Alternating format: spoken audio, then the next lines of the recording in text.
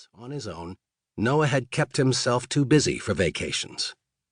There'd been hints that he should retire, of course, barbed remarks from colleagues, cost-cutting ones from the dean, benevolent ones from women friends, to the effect that Noah should learn to kick back, live a little, join a choir, or take up Tai Chi in Central Park.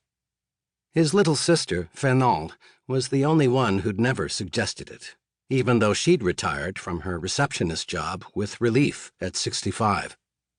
She must have guessed that her widowed brother needed to stay tethered to the surface of the earth.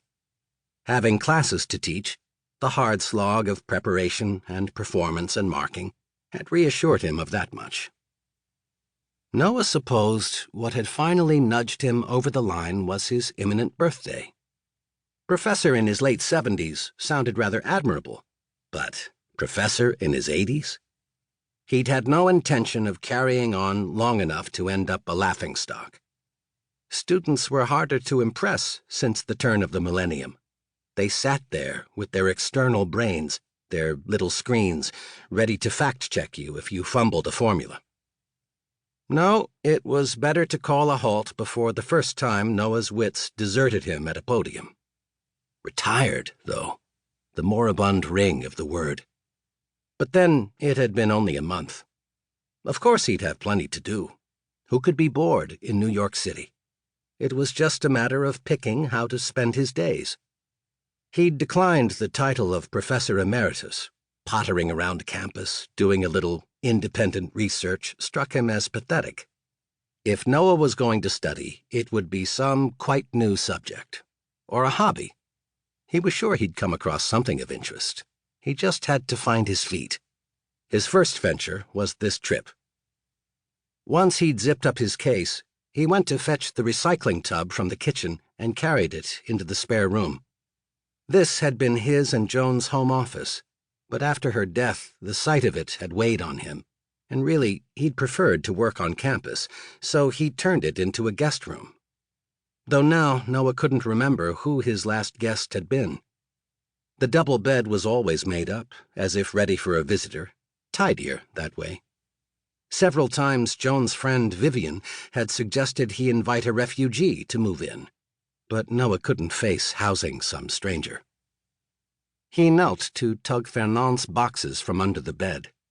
Only 3 left to deal with, just personal papers. He found objects more troubling. The Swedes had a word for when you spared your family by tidying up your own stuff in advance. Noah couldn't call up the syllables, but it meant death cleaning. It had been Margot who'd sorted Mark's effects. Did you have to be dead for your belongings to be called that, he wondered. Fernande had done it in turn for Margot, and then for her own husband, Dan, and she'd helped her brother after he'd lost Joan, too, though Joan had been so ruthless about clutter, tossing Christmas cards on the 1st of January, that there hadn't been much to do. So Fernand's death last year was the first time Noah had been given this task to do alone. He was nearly done, he promised himself as he sat on the edge of the bed.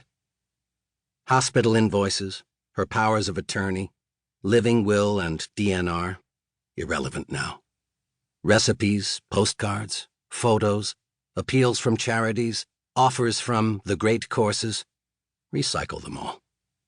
It was odd to be disposing of the remnants of a younger sister's life, when logically Noah should have gone before her. Deciding what to keep for sentimental reasons was tricky, because there was no one left but Noah. The knack he'd found over the past year was to keep sentimentality at bay, to ask about each item, does anyone need or want this? Until at rare intervals, a real feeling flooded over the levee. This afternoon he found himself saying yes to just 3 items.